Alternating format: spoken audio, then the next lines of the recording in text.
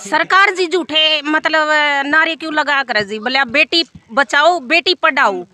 एक बात है छोटी, अगर बेटी मतलब बेटी को पैदा किया ना तो उसको मतलब शिक्षा देने के लिए सरकार क्यों पीछे हट रही है जी। साथ में तो नारे लगाओ बेटी बचाओ बेटी पढ़ाओ, लेकिन बेटी पढ़ाने के लिए हमें भी तो कुछ चाहिए सरकार की तरफ से।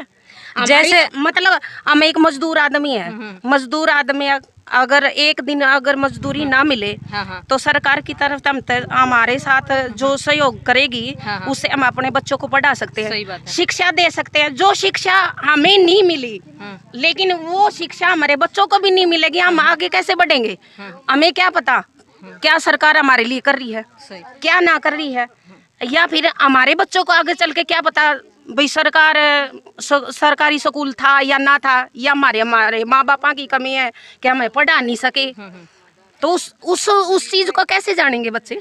जैसे पिछले 5 दिन से यहाँ पे सरकारी अधिकारी आ रहे हैं, आप उनके आश्वासन से उनकी बातों को सुन रहे हो लगातार, आपको सुन के क्या लग रहा है, कितने दिनों में आपकी बातों का जो है समाधान होगा।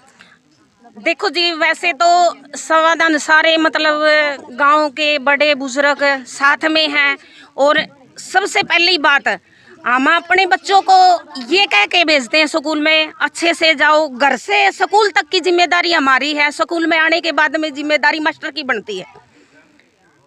और ये बात तहसीलदार ने मतलब बच्चों को पढ़ाकर हमारे बच्चों ने ये भी बता दिया कि हम कितना पढ़ सकते हैं जी।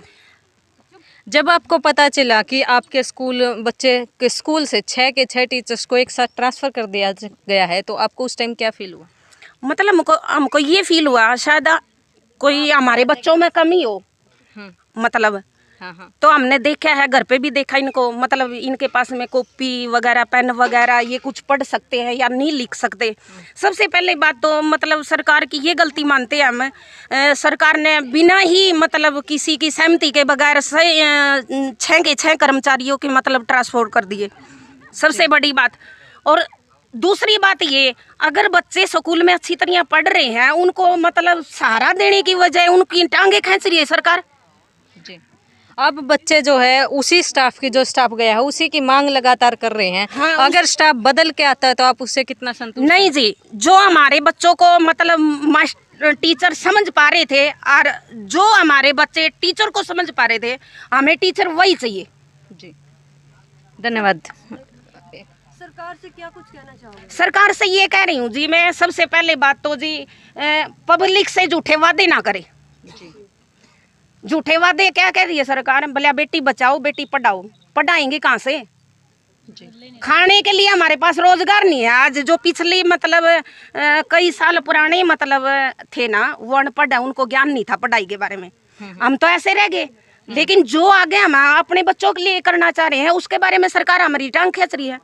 हमारे पास पैसा भी नहीं है और सरकार की सहायता भी नहीं है, हम अपने बच्चों को कैसे आगे बढ़ाएंगे जी। हमें किसी का तो सहारा चाहिए ना। तो इन्होंने अपना क्वेश्चन जो वो रख दिया है और जवाब इनके पास नहीं है, आप सबको देना है। कमेंट सेक्शन में अपनी अपनी राय जरूर डाल दें। ये भी बात कह रहे हैं मतलब अगर 4 दिन के अंदर या 5 दिन के अंदर हमारे मतलब बच्चों को टीचर ना मिले, जो हमारे से होगा वही करेंगे जी। क्या कुछ करोगे आगे अगर आपकी मांग? संघर्ष करेंगे हम अपने बच्चों के लिए, क्या जहाँ भी हमें जाना पड़ेगा वहीं जाएंगे। रणनीति क्या नहीं हटेंगे अब किसी बात के लिए। रणनीति क्या है आपकी आगे? रणनीति यही है कि हमारे बच्चों को शिक्षा देने का जो वादा किया सरकार ने वो पूरा करे जी।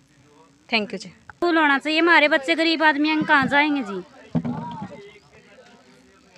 अब गरीब आदमी हमें कैसे फीस भराएंगे, कैसे हमारे खान को दाने नहीं है, कहाँ पर जाएंगे हमारे बच्चे, घर पे बैठ जाएंगे जी। तहसीलदार स्वयं पढ़ाने लग रहे थे तो आपने कैसा फील होया? हाँ सही हो जी। मजा आया? हाँ जी बहुत बढ़िया जी। तो हमने भी आता खुशी महसूस हो। हाँ जी, हमारे स्कूल में ऐसे बच्चे आने चाहिए जी। बच्चे तो